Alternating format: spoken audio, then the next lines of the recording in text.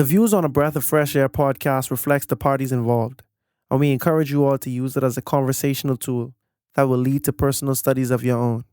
Hallelujah, hallelujah, hallelujah, hallelujah, hallelujah. Welcome to a Breath of Fresh Air podcast. Here with your hosts, Earl Roberts and Nakhaz Gay. As a young person, Christianity can be so foggy, like smoke in the mirrors and so unclear. But we're here to bring you a breath of fresh air.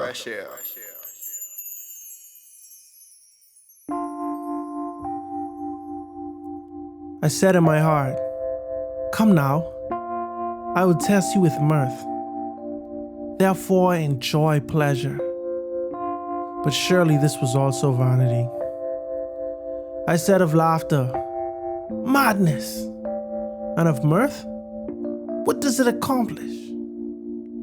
I searched in my heart how to gratify my flesh with wine, while guiding my heart with wisdom, and how to lay hold on folly, till I might see what was good for the sons of men to do under the heavens all the days of their lives. I made my works great. I built myself houses and planted myself vineyards. I made myself gardens and orchards, and I planted all kinds of fruit trees in them. I made myself water pools from which to water the growing trees of the grove. I acquired male and female servants, and had servants born in my house. Yes, I had greater possessions of herds and flocks than all who were in Jerusalem before me. I also gathered for myself silver and gold, and the special treasures of kings and of provinces. I acquired male and female singers, the delights of the sons of men, and musical instruments of all kinds. So I became great and excelled more than all who were before me in Jerusalem. Also my wisdom remained with me. Whatever my eyes desired, I did not keep from them. I did not withhold my heart from any pleasure, for my heart rejoiced in all my labor, and this was my reward for all my labor. Then I looked on all the works that my hands had done, and on the labor in which I had toiled, and indeed, all was vanity and a grasping for the wind.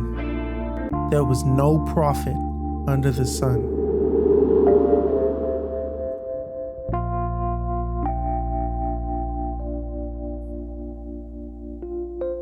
Have you ever wondered if success, wealth, or pleasure can truly bring happiness?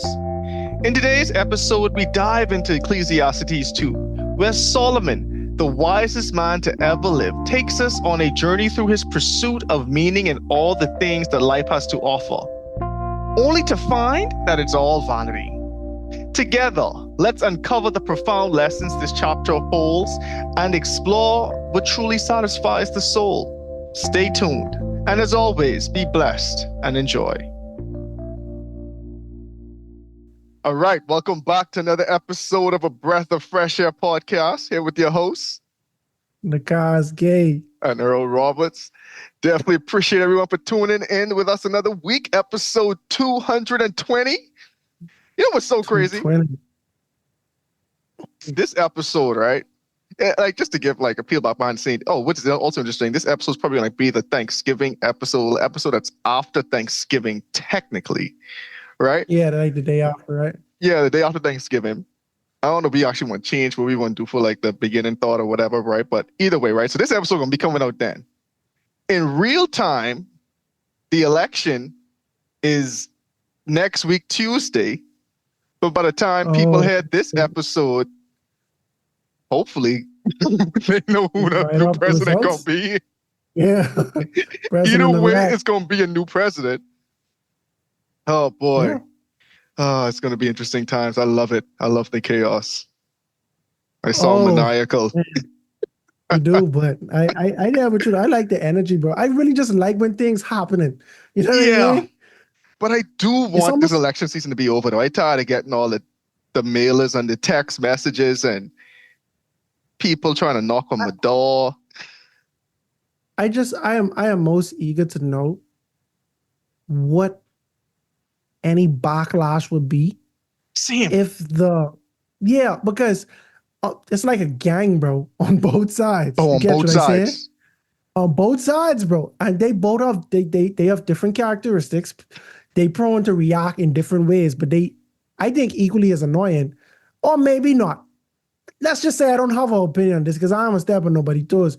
But On. I don't, I just wish to know what type of pandemonium, if any, will arise if some desired results doesn't happen for either of the parties. You know what I mean? Yeah. Agreed. Agreed. I 100% agree with you. I just want to see where do we go from here? What happens? And I mean, throughout it all, I know people like hate this cliche, bro. Like, God knows what's going to happen. And whatever happens, just gotta trust him. You know what I'm saying? Red wins, blue wins. You just gotta right, left, both on the touch of the same bird, if you ask me. But God is still in control no matter what. You know what I'm saying? But I do want to see where the country goes from here. What happens? What's the fallout? And then just gotta keep on going forward no matter what happens. I mean, ain't like, oh, new president, unless you in the federal government. It's like new president next day, you gotta go to work. Yeah, same job you was going to before. You know what I mean? Like, Exactly. but yeah, bro, it's interesting though. But there's one thing that started to stir around, Hmm. and it's died down because of a lot of other rising issues. But it's the whole Project 2025 thing, Hmm.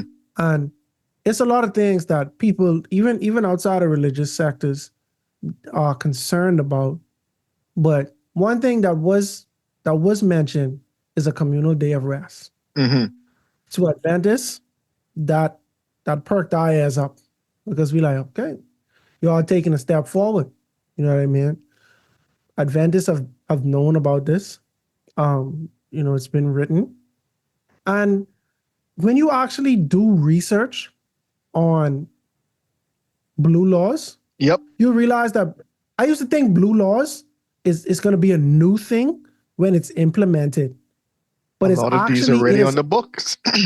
yeah, Go it's for it. already on the books, but it was already a thing and it regressed.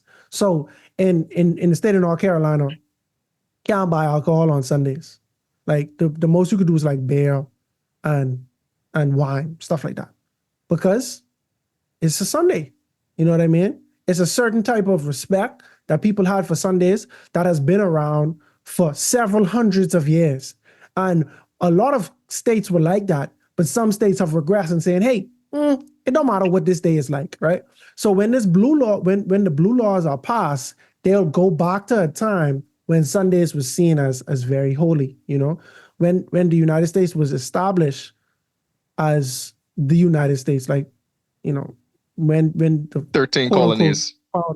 right, when they came through, um, Protestantism was already established. You see what I'm Hmm. saying? Like Christianity had been around for hundreds of years now. So it's like Sunday worship was already a thing for several hundred years, you know. So all of the people that quote unquote the Declaration of Independence that established America, they were Christians, Sunday keeping Christians, you know what I'm saying? So in the inception of this nation, that is how it was. That was the main day of worship. You know what I'm saying? But it was created. It was created after years of being told what to do in other countries religiously. So it was like, oh, when we come here, we ain't gonna be no dictator with religion. It's a free country. Every religion can come together as one. And so now it is very alarming to see them kind of tiptoe closer to this Sunday communal day of rest because that would actually be a, a backtrack, you know what I'm saying, of what this country was allegedly established on. And that is Project 25. That's a Republican um, I don't know, legislation or whatever It's the a correct conservative term is. thought piece. Right. Yeah. And it's so funny because like you say, two sides of it's two wings on the same bird. If they come in place, this might happen quicker than you would Mm-hmm. anticipate it if the Republicans win. If the Democrats win, that doesn't mean that we'll be absolved of these type of things. This is it's prophetic that these things are going to happen. You know what I'm saying? And so I feel like no matter who is in power, the only person that should be in power is God. Don't mind me joking, but in all seriousness, though, like, you know what I'm saying? Like, it's pros and cons, you know. Follow your convictions. I am not here to tell you what to do, you know what I'm saying? But at the end of the day, we got to understand who controls our tomorrow, you know what I'm saying? Who Amen. provides for us, who cares for all of our needs. And that should not be confused. You remember when Job was saying that if he had put his trust in gold, bro, you know what I Mm. mean? Like if he had put his trust in man, bro, like all of these punishments he was experiencing, that would be justified if I had did that. You know what I'm saying? Like, Mm-hmm. because all of our help definitely comes from the Lord. Yeah. Project 2025. Oh boy. It's gonna be so interesting. I So got something else to say on that, bro. go for it. Every other week, and I think the Mm. devil is be trying to do this just to get me riled up. Every other week, I see some type of job at Adventism. It might just be from my friends on Facebook. It might be from Christian influencers with huge platforms. I talk about several millions of views and followers and stuff like that, Mm. you know. But no matter how much, um, no matter how much, I don't know why words escaping me lately, bro. But no matter how much, You like typing too much for reason, college.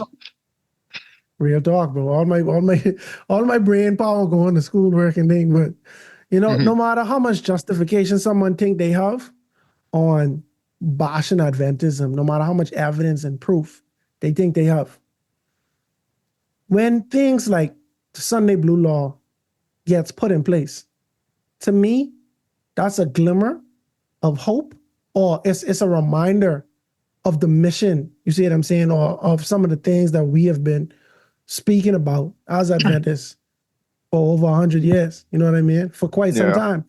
These are things that are almost unique to our denomination, and these things that have serious implications, right?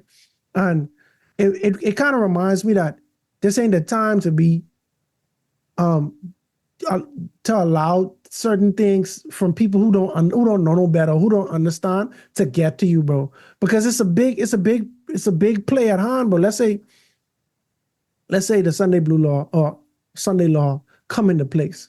But it's the time, and you gotta know what What the to do? exit strategy is. You see what I'm saying, or what to do, bro. You know what I mean? And but at the same time, if you allow people to do it, if you listen to just all of the opinions from all type of other people, they'll make it seem like, bro, y'all crazy, bro. Y'all is a cult and y'all is this and that and the third. I have so much arguments against that because I do feel like it's not grounded in fact, or it's kind of baseless, you know, Mm-hmm. because the same things you apply to us, you could apply to everybody else. It's far more alarming denominations that people accept every day that they don't give this type of energy to. You know what I mean? But I say all that to say this, bro. The devil is like a roaring lion seeking whom he may devour, bro. A lion, a lot of times, bro, lions, they like to sneak you. You see what I'm saying? They like weak. They like when you're weak and when you're injured and thing like that. You see what I'm saying? They creep up on you. You ain't see them coming. You know what I mean? Like a lot of people, they get Making deceived. making lions sound like Weasley. But keep going. Don't mind me. Don't mind me. Yeah, Keep because going. they predators. That's why people is used the term predator. You see what I'm saying? Like for real, like lions like to sneak up on you and thing, bro. Like, but a lot of people, bro, they have been deceived, bro. They've been they've been they've been deceived, dog. You know, and they spreading whatever message they fully believe in. You know, Mm-hmm. you as a person who have studied to show yourself approved Proved. as a worker, right? You shouldn't be concerned. You shouldn't allow yourself to be distraught or to be frustrated by people who are hurt, or people who just don't know no better, bro. Or even if they do know no better. Well, like they win when they try to infiltrate your mind and you allow it to happen. You know what I mean? Know what you believe, why you believe it, where it's That's found. where it's You see what I'm found. saying? And then wherever we disagree, bro, let's just agree to disagree and pray for each other, bro. Pray that we receive wisdom and understanding to come to the light. Well, because one of us wrong, if not both of us. You get what I'm saying? And I don't know. I mean, we ain't even talked about this in a while, right? So like, just for like, imagine the first time listener, like, why is a day of worship, especially if it's on Sunday, like, why is that so harmful or hurtful? Just to like break it It's down for not harm. people. It's not harmful. And in a nutshell, and I probably should do a better job explaining this. In a nutshell, it might seem like when Adventists talk about against a day of worship, it's like anti-Bible. But what is anti-Bible is you mandating or inflicting or like basically mandating people to Forcing worship. people, yeah, One, forcing people to serve God. you forcing people to serve God. One, and from the outside looking in, it's like, oh, well, at least they serving God. No, because they're not doing this on their own free will, right? And then what are the penalties when someone don't worship the way that you want them to worship? It becomes pharisaic. You see what I'm saying? It becomes like the Crusades and persecution and how the history of Christianity. The reason why the Protestants, one of the biggest reasons why the Protestants even existed is because Christianity had become a system where it's do as I say. I'm telling you this is how to worship. This is your only option. And if you don't, you get burned by the stake. You get labeled as a heretic. When we take away people, free will to follow God, we are essentially going back to that state. You see what I'm saying? And another one of the biggest issues is someone else cannot tell you how to worship because we are all sinful beings. It's an area that may not be clear to me, that I may struggle in. If I teach you, you now going to struggle in this thing, and we're going to continue to perpetuate these sins. You have to read the Bible for yourself. It's okay to learn from other people, but you have to come to God for yourself. You see what I'm saying? And that's the thing. So worship on any day, right? The fourth commandment says to keep the Sabbath holy. It's the difference between worshiping on a day and keeping the Sabbath holy. You go to church. I've been to church on Sunday. You see what I'm saying? My wife, every day she wake up, she want to listen to sermons. She go to the gym, listen to sermons every day. You see what I'm saying? That's not the issue. I think the real point is that follow the commandments. The command is to keep one of these days holy. Holy means set apart. You see what I'm saying? Set it apart. Don't treat it like it's any other day. If you want to do 2 of them days, by all means, bro. That ain't against God's law, you know. But the problem comes when the church tries to when church and state combines. You see what I'm saying? Because then they try to mandate how you should do these things. And when has the government ever been the moral authority on God, Anything. on things of God? You see, on anything, you know. And it's a much more deeper conversation than that, but at a high level, that's very predatory and problematic, you know, once again. No, agreed. It's definitely a concerning topic. I mean, especially when you read Revelation on things that's going to happen. If you understand mark of the beast, what that truly entails, what is the beast? What is the mark of the beast? What is his symbol? What is the symbol? What is the seal of God? If you start to try to break down these things from Genesis all the way to Revelation and follow and decode them, I don't use the word decode, but decode them precept upon precept and really start breaking it down, that's when you truly get to the crux of the matter. Like, why is this so important, and why could something that seems good be so harmful? You know what I'm saying? Like, that to me, that's one of the devil's biggest tricks, right? The devil's biggest trick is to make something seem good, but inadvertently it's hurting you or it's taking you away from God because it's going to just be deceptive. And let's think about this, bro. It's you remember, like, for those listening, like when you had to do algebra, right? They want you to find this number, but they don't tell you the number. They tell you the letter. They tell you the letter, and they give you a bunch of clues on how to find out what this letter represent, right? Let's say you solve it for X. X is the actual mark of the beast. What is the actual mark of the beast that equals X, right? Regardless of what X represents, is other factors that contribute to you finding out what this thing is, right? We have the factors. We don't have 100% based on the Bible what X is or how it will manifest, but we know the situation surrounding X, which is the mark of the beast, right? We know people ain't going to be able to buy or sell, right? How will you stop me from buying or sell if this is not a countrywide mandated thing? The whole country have to be in on it. The whole country have to create a system where it's like, hey, you have to be a part of this in order to participate. You know, it's like when we, I don't want to use that analogy because people don't think poorly of this thing, but it's like when you need your like a photo ID to enter, like to go in the airport, right? You need a real ID. I ain't even talking about that. You know, you thought I was going somewhere else with it. No, in the airport, you need a real ID, right? It's something called a real. It's not real as in opposite of fake, but it's a type of ID that's called a real ID. It's a different format of, I don't know, just more like digitally sound, I guess.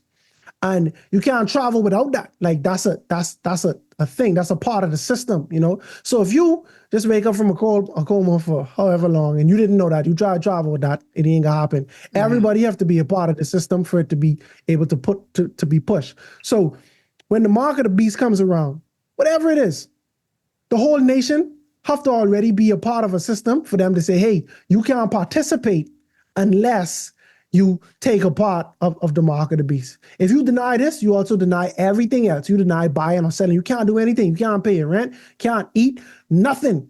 You see what I'm saying? Like, and it starts with with the nation that you live in being able to dictate how you worship. Mm-hmm. What you mean? Because I don't worship the beast, I can't do nothing? See, you dictating things for me, bro. Like that ain't what y'all say in the beginning. Y'all say this was a free wipe. You know what I mean? And so when y'all start taking steps against this freedom, that's where it started to get tricky, even as a Christian. Agreed. Huh. I guess that intro could do in place of Proverbs. We get Proverbs next time. Get Proverbs next time, man. Yeah, next time. You keep pushing, you keep prolonging this. You know, it's such a spirited discussion, you know, you gotta talk about Ecclesiastes, man. We could talk about Proverbs next time. Absolutely. But but in all seriousness, so like the topic we just talked about is super important. It's super important. I mean, just understanding to me, we did Daniel a few early in this year, right? And we haven't touched Revelation yet, but just understanding the prophecies about the last days and things that are going to transpire and take place, right? Because I was talking to my cousin about this last week, and he was talking about the election and just about like how the world about to go. I say, bro, when you read the Bible, you can't be surprised when evilness becomes rampant. And I say it sucks as Christians, right? Because we want the world to be good, but you can't be like, okay, I want the world to be perfect, when you got to understand the perfection ain't gonna be in this world that we inhabit in right now.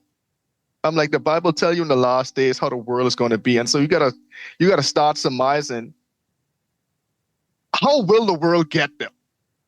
It ain't just gonna be like one night you wake up and then we go from exactly. It's going to be a slow decay of moral standards, slow decay of religious piety, I guess. I don't know if that's the right word I want to use, but it's going to be a slow moral decay over time.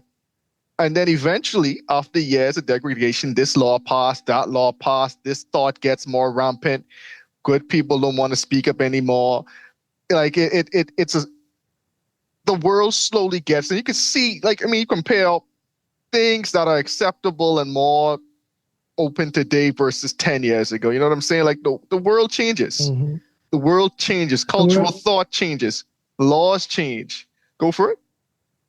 No, we change. You see what I'm saying? Like, no, real talk, bro. It's certain things that, right or wrong, bro. It's certain things you might have been just opposed to, vehemently opposed to. You know what I mean? You look at it like when I can't remember if this was on mic or off mic. I was just saying the older I get, the less I become a stickler for the version of the Bible that you read. Mm-hmm. You see what I'm saying? I used to be hard KJV. That's what was taught to me. And I do see where when people compare these texts, sometimes these old texts get excluded. You know what I mean? Sometimes the whole text is interpreted a completely different way. You see what I'm saying? Mm-hmm. But I also saw evidence where another text or another version of the Bible interpreted something better than the King James version. You see what I'm saying? The King James version don't give that nuance that's needed. And then when you think about it, bro, this thing written in the 1600s, back when awful meant full of awe. You see what I'm saying? And awesome meant also like like I can't remember. I I know just how you can't remember choose that one. No. Awful was as good as it gets for real. Should have But stopped now, at that one. But I get what I you should said. have. No, I should have. I really should have. But it's so funny because words change, bro. Meanings of words change over time, and a lot of people don't factor that in because we only live in a specific day and time, bro. Like you can get off, bro. My last name is Gay, bro. Right? I was going For to say the those who don't know, Flintstones. I don't hide it. We Right? was thinking about the same thing. Exactly. The Jetsons. The Jetsons. We love a gay old Gay time. old That's time. the Oh yeah, lyric. that's the Jetsons. You Oh, see I what was I'm thinking, saying? yeah, Flintstones, Jetsons, same thing, same cartoon. It might have been the Flintstones, bro. I can't remember. One of them. So I remember watching a show on Nick at Night. It was a very old show from like the 60s. And the dude was like, I'm gay, bro. I'm gay. And he really meant happy because someone was trying to ask him why he's so uptight. You see what I'm saying? But now bro, and when I was young, it was the last piece of time when that actually meant happy. You see what I'm saying? Now it doesn't mean happy. You see what I'm saying? So, words change, bro. Culturally, That the just is meaning what has it is. changed.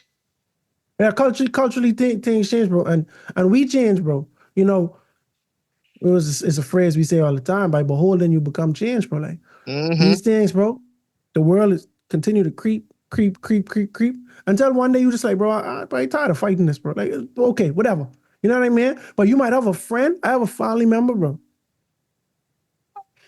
All the advice in the world, it don't amount to anything. You see what I'm saying?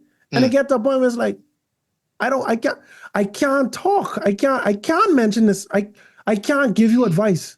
It's not fruitful for any of us. You see what I said? Like, so I just, when any scenario you in now, it's like, okay, thanks for telling me type of, because I can't really talk on it no more because it's nothing changes. You know what I mean? And I am mad. I'm mad, bro.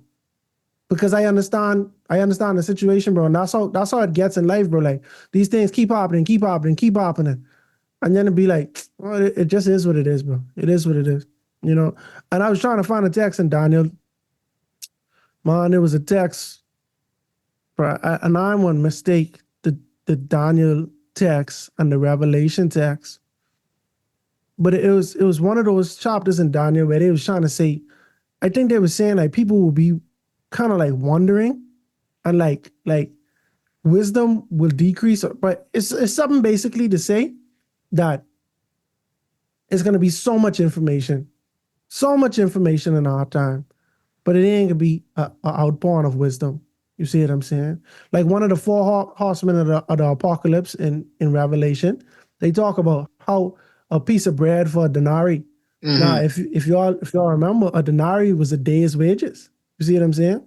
Bread for a day. And bread, a lot of times, like, bread is like a symbol for the word. You catch what I'm saying? Daniel 12:4. If I was reading Daniel 12, bro, I was reading Daniel 12. I was like, wait, where this thing? I thought I had highlighted, right? But you, Daniel, shut up the words and seal the book until the time of the end.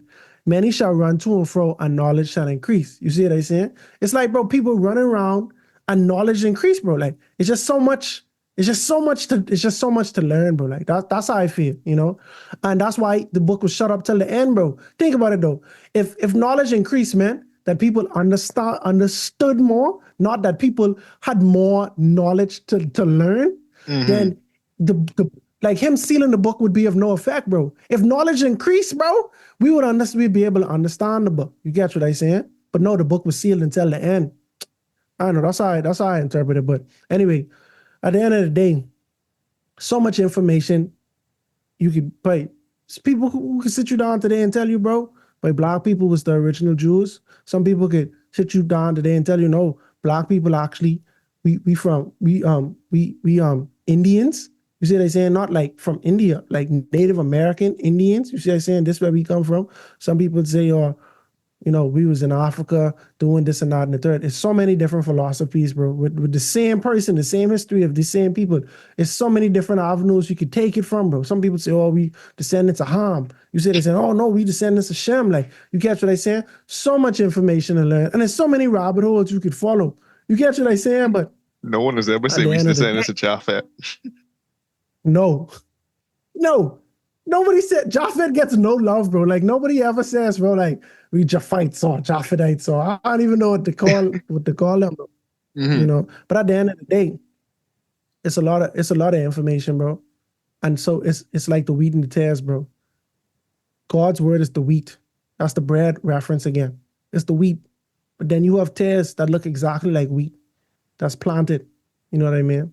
And people consume it and people are deceived by it because it looks the same, but it's actually a counterfeit, And I don't even know what my point actually is. Like I lost my point somewhere along the way, but at the end of the day, Jesus good, Satan bad. Don't worry. No, I mean, at the end of the day, I mean, it goes back to the earlier point, like study show yourself approved. Because even I was listening to a couple sermons today, and bro, this could be a whole nother tangent, right? But I was listening to this guy, right? He's like a pastor type. He's a dangerous type. The pastors type, motivational and business and everything, right? Because one of my boys has sent me something from him this week, and he was making sense, right? He didn't mix like business and the Bible. Like, kind of like that, right? Then I see he released a video yesterday, bro, on once saved, always saved. Why this is true? And I say, oh Oh, he's boy. pro. Okay. I say, oh boy. I say, oh boy. And the funny thing about it, right? And this is where it becomes so powerful, right? Because people use text, but they say it so eloquently and so passionately that you who don't know that text in context would believe it is being used in the context based on how the person's delivering this message. And Paul's writings, bro, that's like the best writings or the most used to do that same thing that you're talking about, bro. Mm-hmm. Like it's so many things that people say that I do not believe are biblically supported, and they'll pull a text from Paul, bro. Like, but this boy, so he was even using Jesus's words. I say, oh he boy, advanced. boy, He advanced. If it was just Paul Kazi, anyway. But again, there's going to be. And it's funny, we're going to talk about some type of wisdom, right? But it's like, it's going to be so much knowledge. And there is already so much knowledge, right? Where you can find out anything you want to know. And to a certain point, it's almost an overstimulation of things you can find out. And then you don't really know what's true or not right now. Mm-hmm. And especially, I mean, at this point, by the time you guys hearing that election time isn't over, right? But like currently, like right in present day, me and Kazi recording this, bro, there's so much misinformation on both sides, and love it or hate it, it's the nature of elections. It's just the nature of elections. Even in the Bahamas, when you get the PLP and F and them going at it, bro, there's so much stuff that's just, bro, you just throw stuff out there to sway public opinion. That is literally what elections are. It's the swaying of public opinion to get you to choose me. Mm-hmm. But you gotta know, you gotta have that relationship with God for yourself. You just have to. You have to read the Bible for yourself. You have to pray for the Holy Spirit to open up your mind and heart to understanding what you're reading. These are things you have to do for yourself because, man, trust me, there are people out there who, I don't know if it's unknowingly or maliciously, but there are people out there who are going to spread doctrines and telling you their truth. And that's the problem. They're going to be telling you their truth, but not God's truth. And it's the only way you can discern that is if you actually read the Bible for yourself. And to me, that's one of the most important things about the last days. It's going to be a lot of things that you're not going to see a problem with. There's going to be a lot of people who prophesying, people who preaching, people who tell you all these things that are going to sound fantastic, amazing, uplifting, and holy. There are going to be people out there performing miracles. And it's going to be hard to argue with someone performing miracles and saying, bro, you ain't of God. But it's so funny. We see the same thing was happening in Jesus' time too. There were other people claiming to be the Messiah in Jesus' time who was out there performing miracles. You can see the devil is used people to cause confusion And that's what a lot of that's going to be happening in the last days. That's why Jesus himself had to say, bro, if you heard him say, I in the east, don't go. Do not Don't go. even go, bro. He's so powerful. He said, don't go and look. Bro, don't even go, because guess what? If you go, chances are you will be deceived.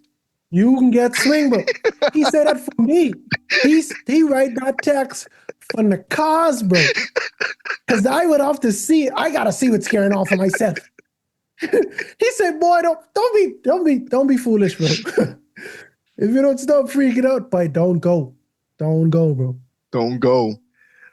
But yeah, that was a unscripted, extended thought and discussion. But I like those. I like it when it's unscripted. It's more just off the cuff. Yeah. Real talk. All right. You want to run the people into a recap of Ecclesiastes 1 and just is kind of saying how we got to where we are now? Yeah. So on this journey of, studying the Bible chapter by chapter, we just made it through Job, couple of episodes on that, check that out. We in the the books of wisdoms. We try to compound these books together. You see what I'm saying? Just to maximize time. And on the first chapter of Ecclesiastes, we learn about Solomon. Now, it doesn't come out and say it's Solomon, but we know based on context clues this is Solomon's talking. In fact, the first verse says, "The words of the preacher, the son of David, king in Jerusalem." You see what I'm saying? Mm-hmm. Son of David, who was king in Jerusalem, who was also not prophetic, but wise like this. It's very slim. It could only be Solomon, basically. And so basically, Solomon, he starts off the book talking about the monotonies of life, right? The sun goes up, the sun comes down. You see what I'm saying? Like the sea conducts itself in a certain way. The rivers conduct itself in a certain way. But at the end of the day, it's all vanity. You see what I'm saying? Like he gets to a point where he was like, bro, with much wisdom is much grief, bro. I sit down one day and I study every form of wisdom in all of the land, right? And before he even give us the conclusion, he said, but that was even vanity. You see what I'm saying? Like all of this is in vain. Like, and I think the precedent that he's trying to set is that the amount of importance that we put on everyday life is not as important as it feels. So many things that we do day to day, so many things that we love, we enjoy. It seems important, but in the grand scheme of things, it is not as important as actually compared to chasing after mist or chasing after the wind. Chasing after the wind. All right, so this brings us to Ecclesiastes 2. So, all right, let's kick it off. I said in my heart, come now, I will test you with mirth. Therefore, enjoy pleasure. But surely this was also vanity. I said of laughter, madness, and of mirth, what does it accomplish? I searched in my heart how to gratify my flesh with wine, while guarding my heart with wisdom, and how to lay hold on folly, till I might see what was good for the sons of man to do under the heavens all the days of their life. When we keep going, or you want to talk about this part? Oh, we can start there. We can start there. So mirth is just another word for like pleasure. Mm-hmm. Pleasures in life. And it's so funny because when he said, okay, the first verse, I test the things of mirth, therefore enjoy pleasure. And then how does he conclude it? But this also is vanity. And the first thought in my mind was like, shocker.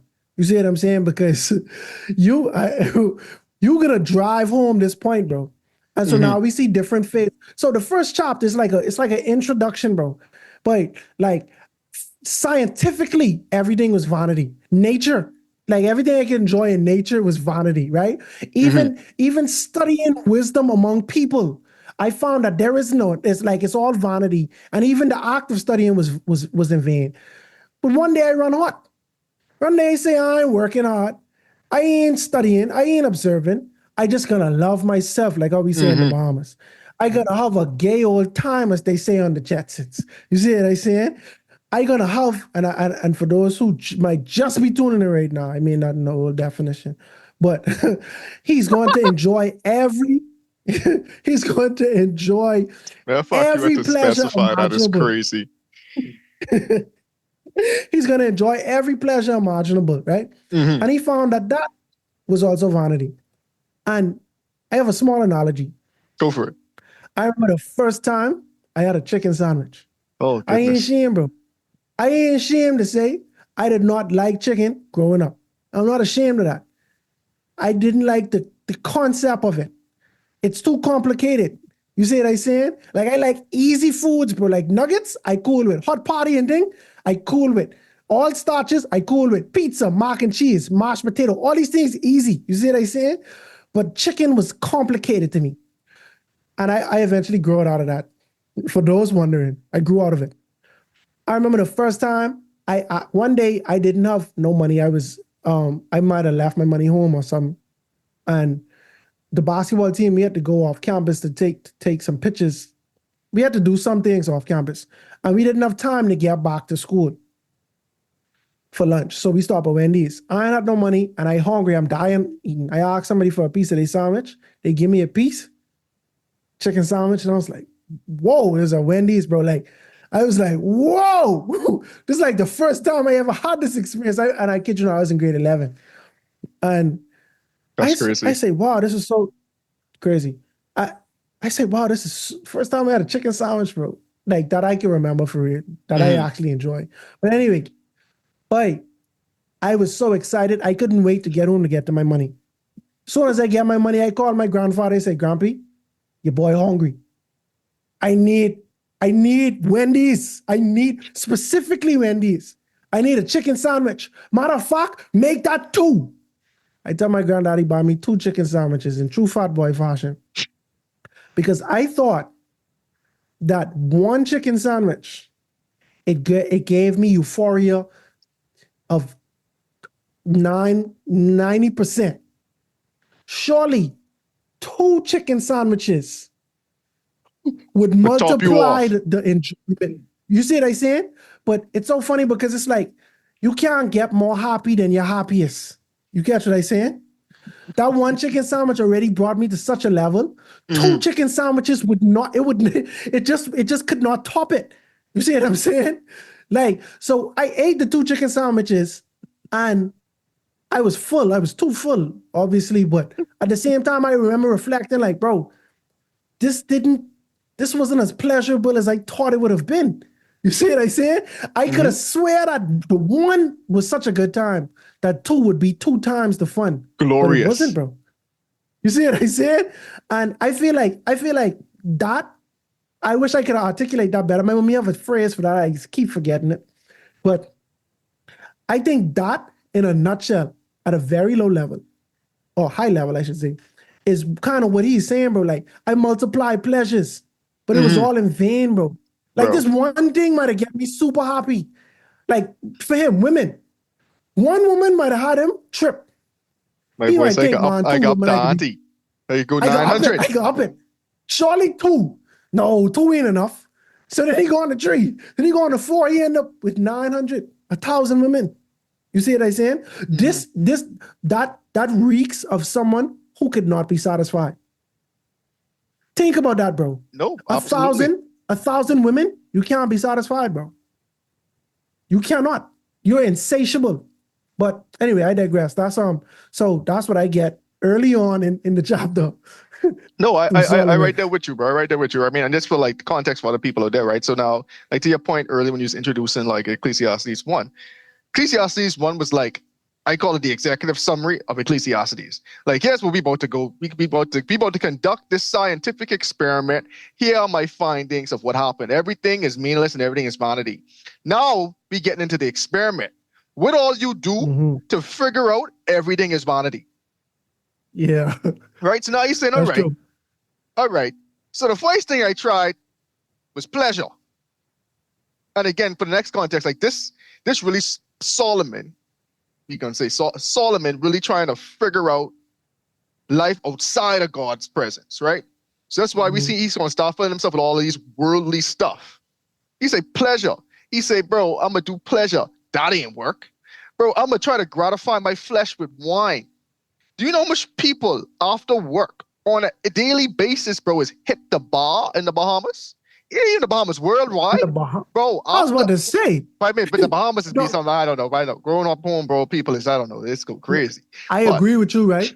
I agree with you. And our experience in America is different, but you got to remember all them shows we used to watch growing up, they that's a used to go fact. straight to the bar. Straight to You the see what they bar. saying? Like, But I yeah, tell, I know say some friends, I say, boy, y'all really get happy hour, boy, because every day is happy hour for y'all. I don't understand. every hour, Bro, every what's hour going is on, happy bro? hour.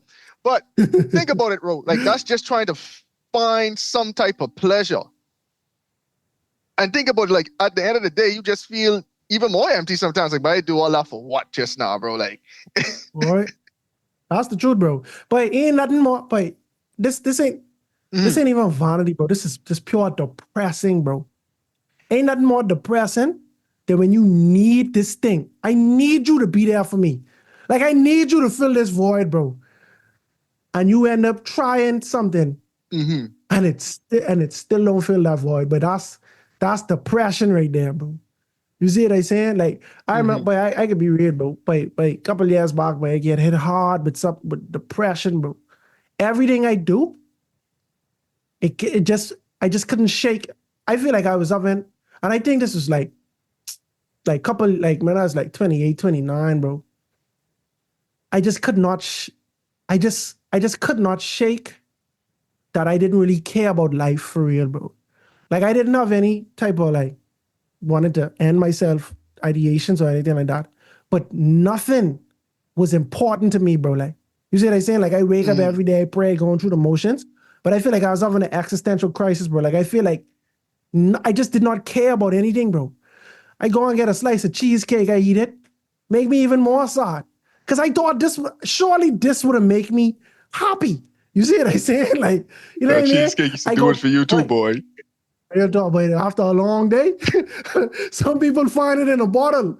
Like, some people go to the bar after work. I go to the factory. I Man, go to the if I didn't used factory. to see you come home with some Thai food and some Right? cheesecake, I know you had a rough day.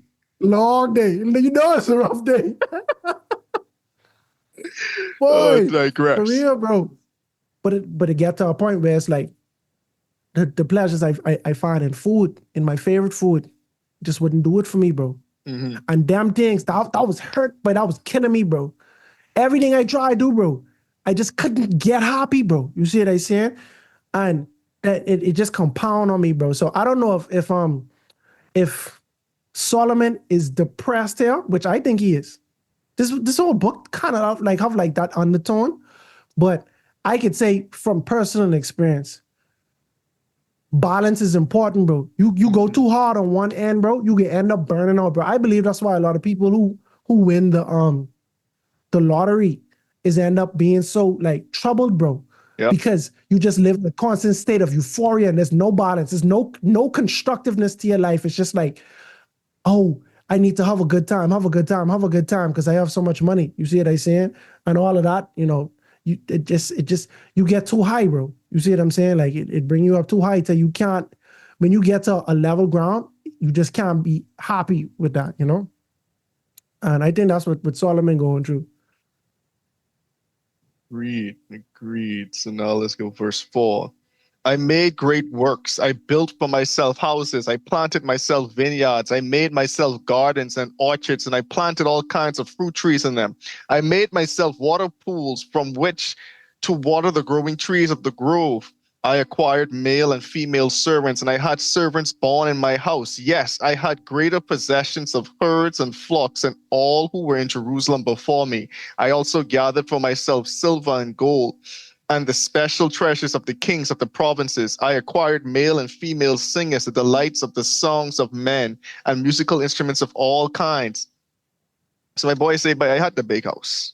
I had the big yard. I had my own vineyards, bro. I had servants living in my house, bro. I had so much servants, bro. Babies was born in my house, bro. That All was right. day servants, bro. Mm-hmm. You know what I'm saying? Generational. I had, bro, I had entertainment, bro. I had silver and gold, bro. I had all type of sheep and flocks, bro. We wanted to party, bro. We could party, bro. Hmm.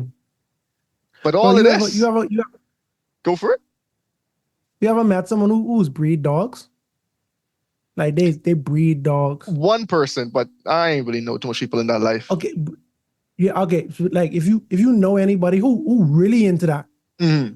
but they take a lot of pride in that, right? Mm-hmm. Like they take a lot of pride. Like it's some people who really just into dogs. Let's just take it to the people who into dogs. Like they might have like a iron into dogs. They might have like a bully, right? Yeah, The probably. Yeah. Yeah, like but the coat, nice. You see what I saying? You can see this. He just pure protein, Mm-hmm. strong. You see what I saying? Like that's a project for them. You see what I'm saying? And they Mm-hmm. so proud of it, but you need to see people when they walking in the but you see someone walking through the neighborhood with their nice dog, bro. They Mm-hmm. proud of that. You see what I'm saying? Solomon basically saying, but I do all that, bro. And it just wasn't nothing to me, bro. You know what it is? You say you plant orchards and vineyards, but these things take time, bro. And it's like it's gratitude you experience when you see it come all the way to fruition. You know, when Mm-hmm. you work on a project, bro, and it finally come to pass, you know, Mm-hmm. like you build a house of cards, or you say they saying like you plant, or like you do something with your hands and you watch it grow, right? And Solomon like, but yeah, all that and it's whatever. You know what I mean? Like I think this man was depressed, bro. Had to be. Had to be. Yeah, it's interesting, right? Because I mean, just think about the journey and the journey you're going on, right? Because it's Mm-hmm. use the wisest man, right? And now you chasing after something what seemingly impossible to find now. Mm-hmm. And I don't really want to equate it with people doing drugs, but it's like chasing that high that you could No, never that's what quite chase again. You can never quite get again. he's saying that he's chasing pleasures, bro. Now I don't know what type of drugs they had back then, but that's bro, right, like when you doing drugs, it ain't like you trying to be like this big criminal. You really just trying to feel good, bro. You Mm-hmm. see what I'm saying? That's what drugs do to you, bro. Like they put you in that euphoric state, a state where they cut off your senses so you could just be woozy and everything happy. That's pleasure. That's one form of pleasure. It's an extreme form.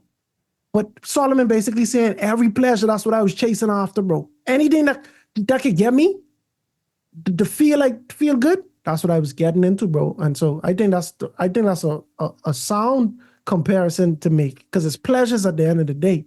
You know, Mm-hmm. a lot of times in our generation, when people say pleasures, they always just think sexual. You see what I'm saying? But it's like so many other senses and so many other feelings that we could that that that could give us like euphoria, you know? So Yeah. much things like you watch somebody hit a 3-pointer to win the game, bro. Think about how you feel, bro. You see what I'm saying? Like my Mm-hmm. boy said he was chasing that every day in multiple different ways, you know? Trying to feel that fulfillment. I mean, because you even hear about like even star athletes, bro. They try to chase that feeling of winning the championship again because it's like it's nothing that can compare to that. Like someone was asking Shaq, bro, like why you be doing all these other stuff? He's saying, bro, I'm trying to feel that championship NBA finals feeling again. So I gotta Mm, do these things to just get that feeling because nothing else compares to it. And mm, that's Solomon. yeah. So in verse 9, so I became uh yeah, verse 9. So I became great and excelled more than all those who were before me in Jerusalem, and my wisdom retained with me. Whatever my eyes desired, I did not keep from me. I did not withhold my heart from any pleasure. From my heart rejoiced in all my labor, and this was my reward for my labor. Boy, how much times we tell ourselves that. Then I looked on all the works that my hands had done, and on the labor in which I had toiled, and indeed all was vanity and grasping for the wind. There was no profit under the sun. I can say one thing though. Go for it. He did say his heart rejoiced in his labor. So in the moment, he felt good. And he also felt like, I just need to reward myself, boy. Because he said, boy, I excel at everything. You know what I mean? Like I was making all of these vineyards. Now, and then being so rich and so wise, you have so much at your disposal. So if you want to be the best farmer, you could get to it, bro. If you want to be the best architect, you could work and get to it. He said he built houses, plural. You see what I'm saying? Like when we read the second Samuel account, bro, or was it First Kings? But anyway, when we read that First Kings. When we read the First Kings account, this wife had a house, that wife had a house. Yeah, man. He built plenty of houses. You see what I'm saying? He do good much. And so it's only until, based on how I interpret this, it's only until he sit back and look at it in totality that he realized it was all vanity. You see what I'm saying? Chasing after the wind. Because at the time when he did it, his heart was glad, but he can't hold on to this. In the same way you can't hold on to the wind, in the same way you can't freeze time. You can't hold on to that moment when you win that championship. It's gonna go away. It's like the wind. It's gonna evaporate. You see what I'm saying? And you could continue chasing that, but you could never live there, you know? What's interesting is like he also say, I mean, him saying, bro, I did not withhold anything from myself. Mm-hmm. That's super interesting. It's like, bro, that my boy essentially saying, bro, how I interpreted it. Self-control, what is that? I want it, I get it. I see it, I take it. Yeah, I met an entrepreneur once, and very successful man. He was very passionate about entrepreneurship, and he mentors and stuff like that. And he's a Christian. And one day he was like, boy, but I love me some bling bling. That's what I call it. He wasn't talking jewelry. He was just talking like anything. It could be a car, it could be a house. That's what he was into. You see what I'm saying? He said, boy, like, when I go on vacation, I looking to see what house I could buy in Egypt. And like, you see what I'm saying? Like, that's how he is giving it up, you know? And that's what that remind me of. You know what I mean? Like you just into things, bro. You into them type of things. Like, and I ain't saying right or wrong, and I don't think that's what this book is trying to accomplish either.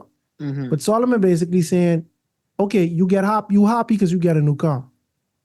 I get every car I ever wanted. Every car. Every year. You see what I'm saying? That's what I was into. I that one car that you get that time and you were so happy, I do that every day. I do that every year.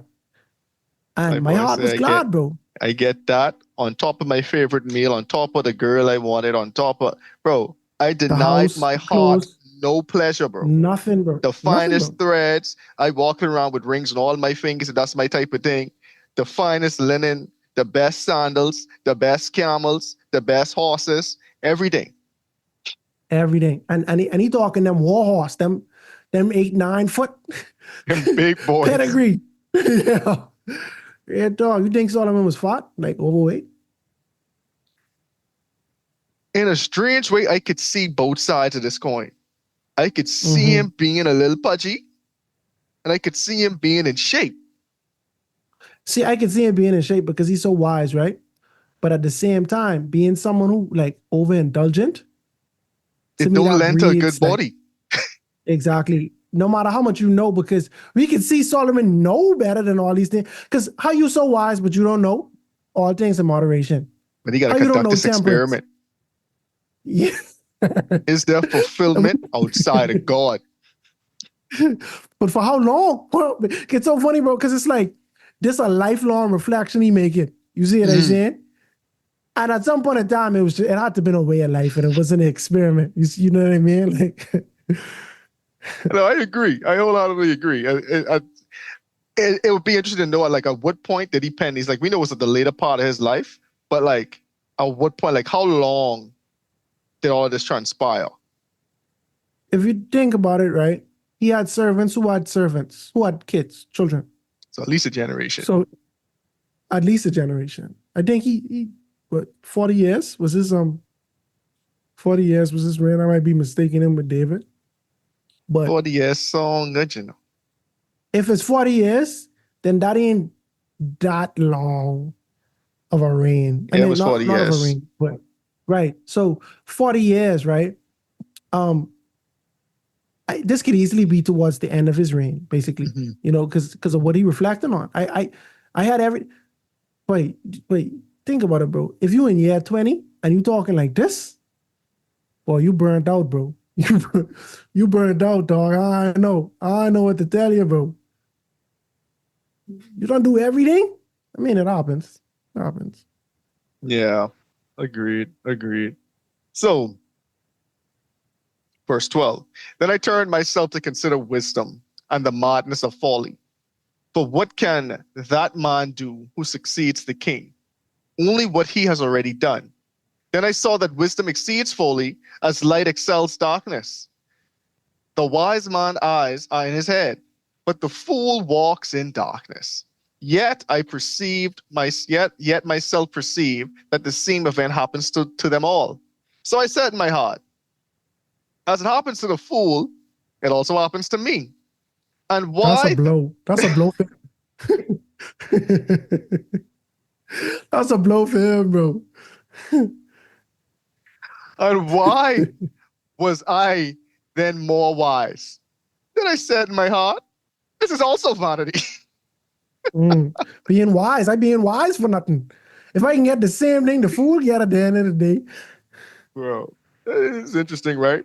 For there is no more remembrance of the wise man, of the wise, than of the fool forever.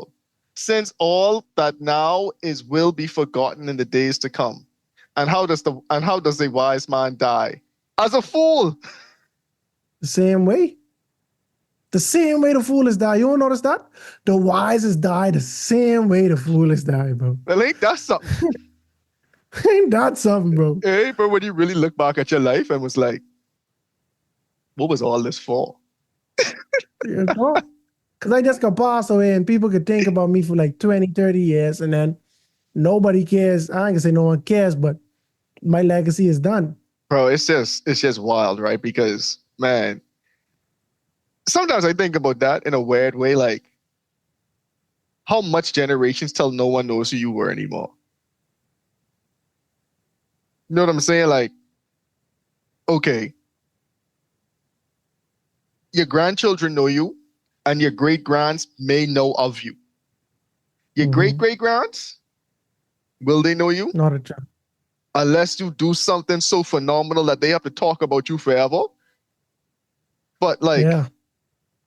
will they actually know you for real? Like, and like, at what point does your name stop existing in anything but a census paper?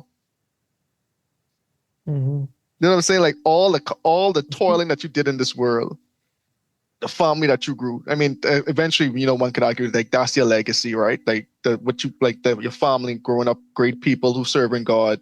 We get that. We understand. I'm not minimizing, downplaying that in any way. But like, at what point will people like know who Nakhaz Gates is or Earl Roberts is? Bro, think about it. That's how I think about it, right? Like it's people from our church, older, like our older members of our church, and God for days pass away. You see what I'm saying? And I can be real. To me, it don't mean a whole lot. It's just like, wow, that's crazy. I remember you when I was a kid. I don't know what your life is like. You see what I'm saying? My life ain't even that affected. But guess what? This could have been a phenomenal person, bro. You see what I'm saying?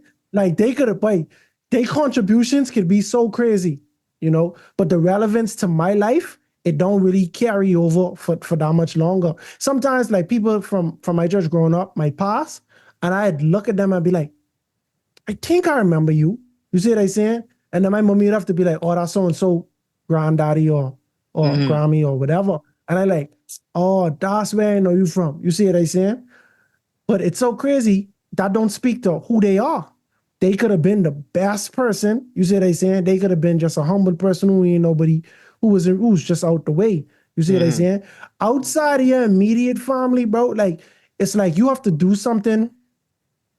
You have to you have to do something to give you like a certain type of fame for people or infamy for people to like for your legacy to hold outside of your family or outside of your workplace, Like my grandfather, rest in peace, he was a big coach back in the day. I don't know nothing but that. They only tell me that. You see what I'm saying? Like they have, monuments, like, they have writings about him, like on Christie Park, they mention him, stuff like that.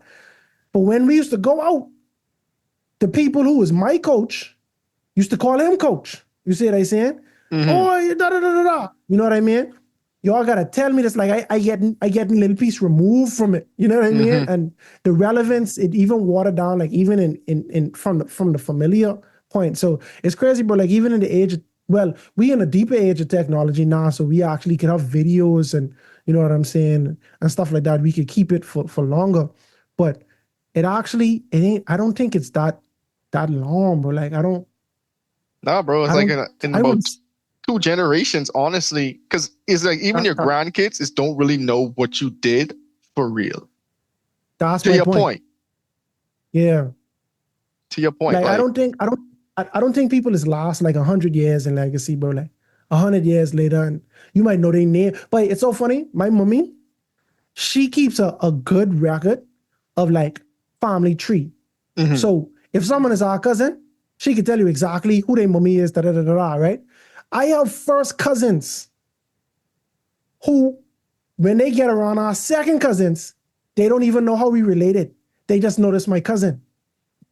How do we relate? You might ask them how they related. They can't even tell you, and that's the craziest thing to me because I hear this story so much times. Oh, that's your Grammy sister, because you know what I mean. I could follow the tree in my head, you know. But other people they don't retain the information. They don't even know the and tree.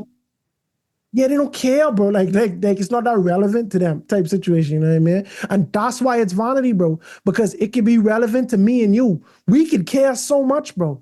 I working hard because I want people to remember me. Just for the people to just be like, oh, I got other things I got going. Yeah, like, that ain't that big a deal to me, you know? Bro, and let's think about it too, right? I mean, let's even look at Solomon's perspective for this, right? Because think about it. If Proverbs and Ecclesiastes didn't really survive, we wouldn't know that much about him. Think about all the other kings that come after him, how much we truly know about them. Yeah. It's kings who do a lot, you know, bro. Like, it's kings like Ahab, right? I ain't saying he do a lot good, but he do a lot, right? Bad. But we know about Jezebel, bro. But you ask the average person who can tell you who Jezebel is, who her husband was, and they got to think. They got to think. They got to think. I ain't saying they don't know it. They got to think, though. You see what I'm saying? Like, it's crazy, bro. Like, yeah, bro, because history chooses who they want to remember. Go for it. Ask someone to name another one of David's sons. You see what I'm saying? Or who David daddy was, you know what I mean? Like things like that, bro. Like, now I ain't saying they had a greater impact than Solomon. Solomon is notorious for being the world's, you know what I mean, wisest man. But it's like the fact that it was documented, and then also his other writings, you know, 3 books outside of the Chronicles of his story. They outside of the Chronicles of his story, 3 other books, they kind of attest to who he was, you know? And people like these for other reasons. Songs of Songs for a completely different reason than Proverbs, which is a completely different reason than Ecclesiastes, why we read these books. You know what I mean? So, yeah, one day he could realize that it wasn't as much vanity as he thought it would have been. Like people thousands of years later still can remember. If we get to heaven, but he's gonna be like, it was all vanity. It was still vanity. I do so much just for y'all didn't talk about me that much. You know what I mean? Like, I do all this so y'all could talk about me, but at the end of the day, did it really matter? That's true. That'll be the crazy one. That'll be the crazy one. But I ain't gonna lie, when we get to heaven, though, I want God turn my wisdom up. You know, I want it to be like a level playing field. Like I want Solomon feel like he still is the wisest. You know what I mean? Like I got my new body now, my new brain. Your little word games ain't gonna work on me up there, buddy. Thank God there ain't really be no ego in heaven. That's true. All right. So now in verse 17, therefore I hated life, because the work that was done under the sun was so distressing to me, for all is vanity and grasping for the wind. Then I hated all my labor in which I had toiled under the sun, because I must leave it to the man who will come after me, and who knows whether he will be a wise or a fool, yet he will rule over all of my labor in which I toiled, and which I have shown myself under the sun. This is Mercy. also vanity. Mercy. I You know remember he's when cooking it up. a couple months ago, right? Not a couple months, shoot, it's been like a couple of years ago now, right? Right then you did read this again. Right? And me was talking about, he was like, my Solomon's so cold. My Solomon was like, but I doing all this. And you know what really could make me mad? I gotta leave it to my son, but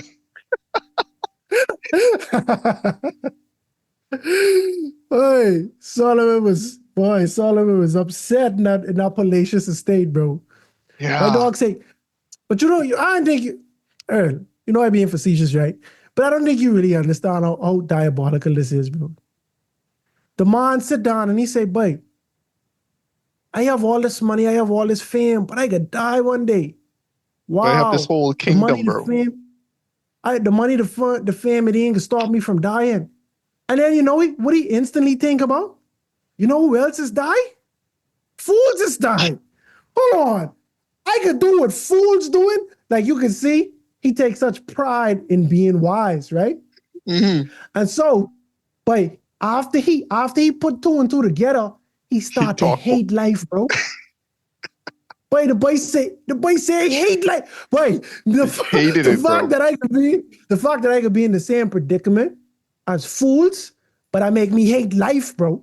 So everything I was doing that was bringing me some type of temporary enjoyment, because it's gonna end one day, and fools, their life gonna end, that make me hate life.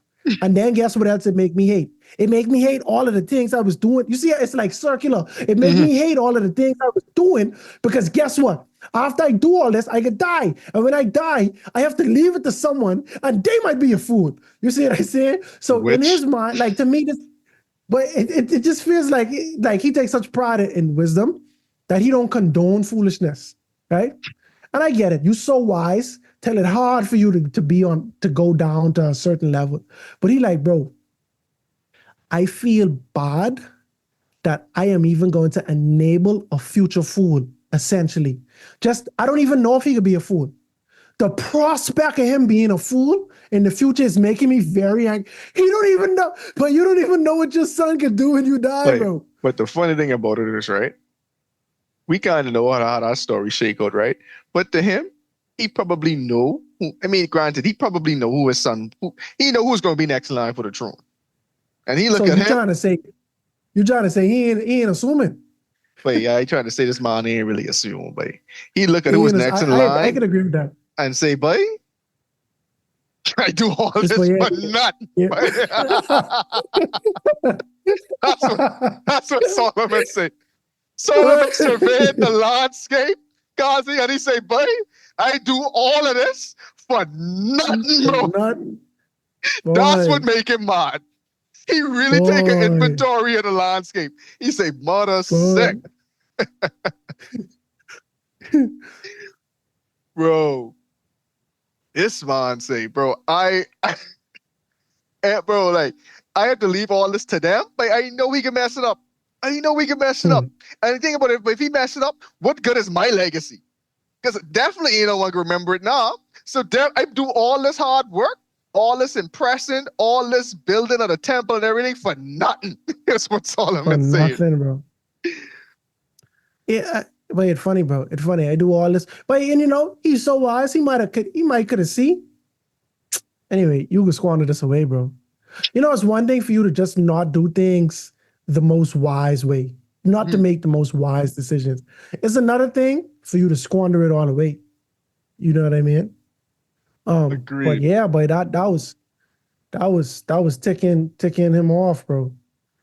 I can leave this for a fool, because he probably didn't, so certain people is be, bro.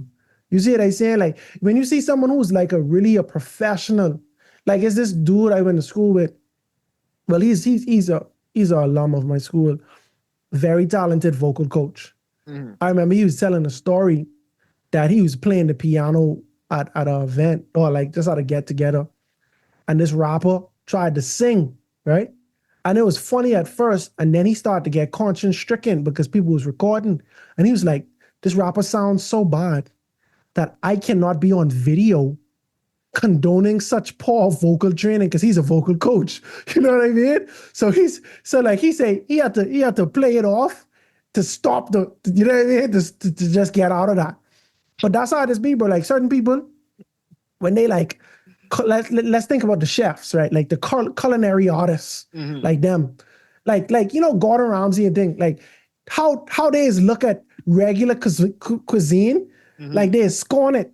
Like these things that we love, they scorn it because they so high and mighty. You know what I mean? That's how I feel like Solomon treats wisdom. Like he's like a true student of the game. Like it's almost like a sport that he dedicated his whole life to. The man go on wisdom experiments where he studies everything just to enhance wisdom, but he already knows that he's the most wise. He don't have to do any of this, and he would still be the most wise. You get what I'm saying? And so with that type of mindset, his kryptonite probably was thinking that, bro, as much as I might not like fools or foolishness, all that I do, a fool is going to benefit. A fool who did not work for any of this is just going to benefit off of all of this. Like, that's crazy, bro. That's like fattening frog for snake, like what we say back home. You see what I'm saying? Like you fatten up that frog, bro, just for that snake to come. Like, take it all away. From your dog. In verse 21, for there is a man whose labor is with wisdom, knowledge, and skill. Yet he must leave his heritage to a man who has not labored for it. This is also vanity and a great evil. Mercy. Wait, boy, so this is diabolical. That I must do all this and work so hard just to give it to someone who ain't do nothing to earn this. They ain't gonna appreciate this. The blood, sweat, and tears that built this empire, you don't know what that is. But he called it a great evil. So you could see this really, he really is opposed to this. Right, boys, so this is a great injustice, Ghazi. A great injustice. For what has a man for all his labor, and for striving of his heart with which he has toiled under the sun? For all his days are sorrowful and his work burdensome. Even the night his heart takes no rest. Even in the night his heart takes no rest. This is also vanity. Nothing is better for a man than that he should eat and drink, and that his soul should enjoy good in his labor. This also I saw was from the hand of God. For who can eat, or who can have enjoyment more than I? For God gives wisdom and knowledge and joy to a man who is good in his sight. But to the sinner, he gives the work of gathering and collecting, that he may give it to him who is good before God. This is also vanity and grasping for the wind. Well, at least he had a benediction. He had a benediction in this one. But one of my favorite texts, Ecclesiastes 2 verse 24, nothing is better for a man than that he should eat and drink, that his soul should enjoy good in his labor. This also I saw from the hand of God. Now, it's interesting because every time he says something, he would say, this is also vanity. This is also vanity. But during this time, he take a step back and he say that this is from the hand of God. Now, if I read this text and don't say that last part about God, it might sound like this is a secular quote or that this is not like biblically supported. Nothing is better for a man than that he should eat and drink and that his soul should enjoy good in his labor, right? But I feel like this is like important because there are some Christians, especially in our faith, bro, that they don't want you to do nothing, bro. They don't want you to do nothing, bro. Like everything is wrong, you know? And we see texts in the New Testament where Paul is saying, man, if I wish y'all was like me and just don't get married, bro. You see what I'm saying? Like that way you could give your whole heart to God. Now, and I can be real, I could see benefit in all of these things, bro. Like if you so dread, but I give everything to God. I give 100% of my salary to God. If you just sold out like that, that's cool. And that's up for your convictions too. But at the same time, if you see me having enjoying life, bro. If you see me enjoying life, no cap. If you see me working and enjoying the fruits of my labor, you can't victimize, you can't like villainize me for doing that. You see what I'm saying? I don't think that's a testament to your faith in God or your walk with Christ. Solomon, after he chastised all of the pleasures you could have in life, bro, he concluded by saying, bro, but ain't nothing better than for you to enjoy the fruits of your labor, bro, to eat and to drink. I think that's metaphor. Like when he say eat and drink, I think he just saying, bro, just have a good time. Like, Mm-hmm. you know what I'm saying?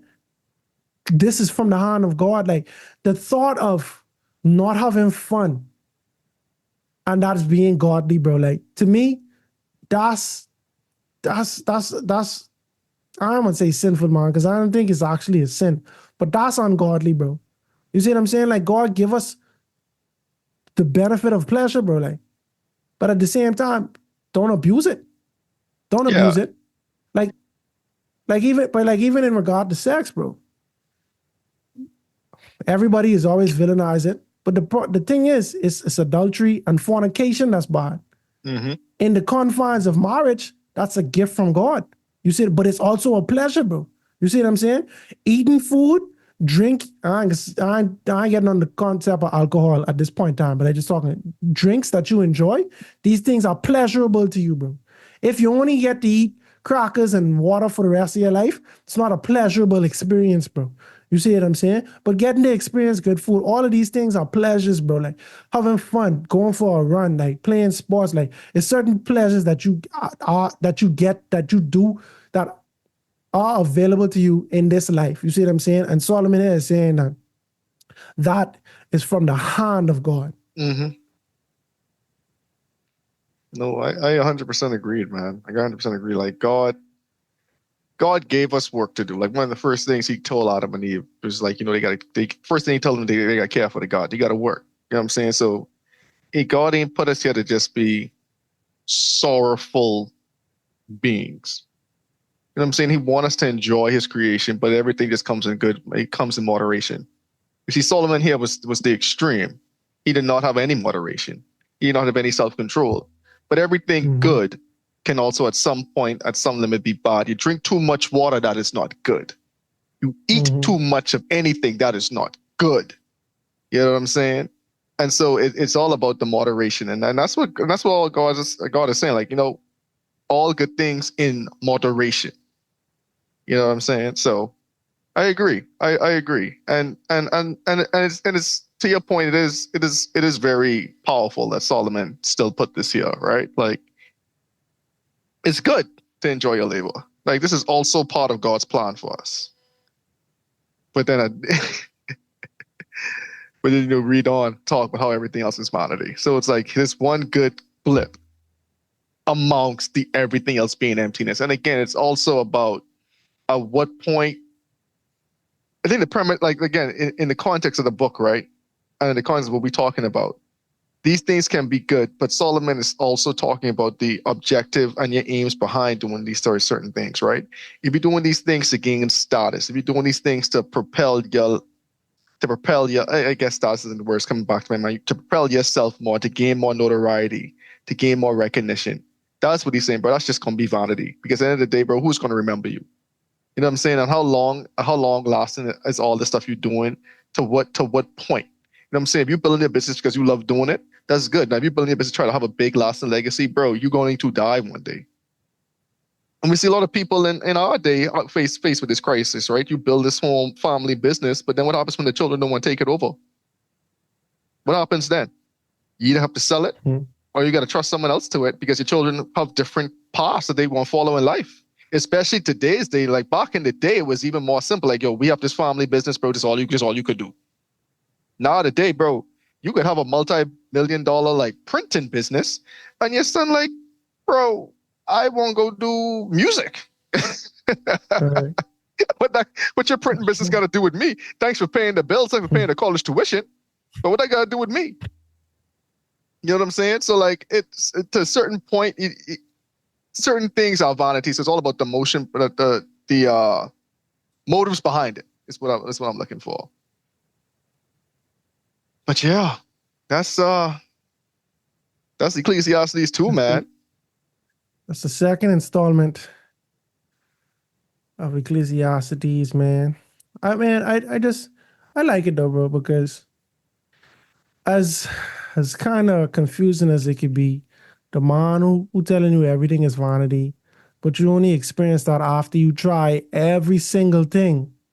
Like to me, that's like almost like a contradiction because it's like, why you ain't stop? Like why you do everything? You see what I said? Like, Because then you could but truly never know. watch this, right? Let's say I say, boy, try this new grape juice. I buy a bottle of it, right? Grape juice. And you drinking it, right? You say this don't taste good, right? But you drink all the grape juice. And you tell me, but this grape juice didn't taste good. I ain't gonna lie. And I can look at you and I can say, bro, but if you didn't like my grape juice, why you drink all my grape juice, bro? Like, why you ain't stop at some point? You know what I mean? And then you could just turn around and say, well, I had to drink all of it to know I didn't like it. You know, to truly know I didn't like it. You get what I said? Like, I get your analogy, right? But to me, it's slightly different. It's yeah, it more might not so, be apple to apple. yeah, for me, it's Or more grape so like, juice to grape juice. like a better thing would be like, bro, you don't have the house, bro. You don't have the woman. You don't have the parties, bro. Like, bro, so now why you gotta do this next thing? If all this other stuff is vanity. And I think Solomon's perspective is, bro, if I don't truly try everything, then how will I know if the next thing is not vanity? It You is might not strike gold eventually. exactly. It is not until I exhausted all of my options, then I can truly straight face look you in the face and say, bro, it is all vanity. And you ain't gonna be like, did you try this? No, I tried that. Did you try this? No, I tried that. I can truly look you in your eyes and say, buddy, it is all vanity. Because whatever you think of doing, I try. I do it. And And I that's how I did can not tell you have the ain't nothing pleasure. new under this. And that's it, right? And that's how I can tell you ain't nothing new under the sun. Because I do everything. Everything they tell me was new. I was like, oh, I don't do that. You know what I mean? I don't do that. I don't do that. Solomon, but I starting to have a really different opinion of Solomon, you know. What's your opinion? Like, Or what is the new opinion that is forming of him? Solomon, like looking at his life, I thought Solomon just was, I don't know how to explain this. I think Solomon probably dedicated his life just to try and everything, right? But when I read the text in the when I read the King's account, Kings and Chronicles. we learn, right, Kings and Chronicles, we learn about all Solomon accomplished. So you look at him as like he was a hardworking businessman person, right? But I started to think that Solomon was just like Moses' life. I just trying this, I trying that, I trying that, I trying that. And it's like it never end type situation, right? And because it never end, he was not available for anybody. Like he wasn't available for none of his wives, for none of his children. You see what I'm saying? He ain't give nothing and a lot of time because he was giving everything time. You see what I'm saying? Like, and so people might have already had that assumption of him, but I used to think of Solomon as the type of person, he had so much woman because he had so much idle time. You see what I'm saying? But I don't think that. I think he worked hard to have all them women now. You see what I'm saying? Like I going out my way to have all them. You know, like how when you think about like college frat parties and stuff, or this person hooking up and that. I was thinking that, so I ain't saying, I thought Solomon was more disciplined than that. And I still think he's disciplined. I think Solomon wasn't just running around, oh, I need gods. I think he truly was conducting an experiment every single time. You know what I mean? Like, I get you. Like to me, it's like two things I wrestle with Solomon, and I was thinking about this today, even before we hop on the pod. And I was thinking, like, okay, like how can I rationalize the Solomon that we know was getting led astray by his wives of different religious backgrounds and religious persuasions and getting involved in that foolishness, and the Solomon we've seen in Ecclesiastes more than in his life. So I'm like, were these, because it's like there was an intertwining of sorts between these two Solomons. Now, the entanglement between these two Solomons, granted, I say two Solomons, they're the same person, right? But the entanglement, you know, we don't really get, because we have one in the trenches who doing these type of things, and Ecclesiastes lending some type of explanation for it, but it doesn't bring in the idols and all this other stuff that was also going on as well. Part of it as well. You know what I'm saying? Yeah. Okay, so maybe it might help to note that he's not taking accountability for anything in this book. No. And he's not justifying anything that he do in this book. I mean, it could be a justification to say, bro, I try everything so that I know, so that I could have an opinion on it. Mm-hmm. He's not saying that's why he tried everything, but he's saying that I've tried everything and I had an opinion on every single thing. Mm-hmm. You see what I'm saying? And so he's saying, I try every pleasure, bro. Solomon might have been a drunkard, but Solomon might have do drugs, all type of things, bro, right? He ain't saying whether he did or not. He ain't turn around and say, boy, I've been with every gal you could imagine. Old, young, tall, short, whatever. You know what I mean? He ain't getting into all of the details, bro. You see what I'm saying? He just giving you a high level explanation on his findings from everything he do. You see what I'm saying? And that's where a lot of the nuance of his morality gets lost. Because I giving you this high level, I ain't letting you know how crazy wrong are the things I was doing. I just letting you know I was doing everything. You see what I'm saying? Just know. Hey, that's like someone tell you, bro, just know I did everything. I did everything. Don't ask. Just know too specific. Do everything. Don't get too specific. Just know I do everything and think about that. You see what I'm saying? And I think that's how it was, bro. But I think Solomon was probably like addicted to knowing, bro. Like, I gotta know how everything feel, bro. And that's why, even though I know this wrong, I have to know how it feel, bro. Like, cause that's my way of absorbing this wisdom. For the sake of science. For the sake of science, bro. Just as an experiment. You know what I mean? And I might be giving Solomon a little bit of bail, because Solomon might have just been the overindulgent. I telling myself no type of person at the same time, you know, but it's quite fascinating. But at the end of the day, just like last chapter, the conclusion of the matter that we get not of the whole matter, but of this, but of the matter of pleasure. You see what I'm saying? Is that it's all vanity, you know? He's done it all. His heart was glad while, you know, achieving these things. But when he looked back at it, he's like, bro, this really all vanity. But at the end of the day, it is still good to eat and to drink, to enjoy your labor. You see what I'm saying? Because that is from the hand of God.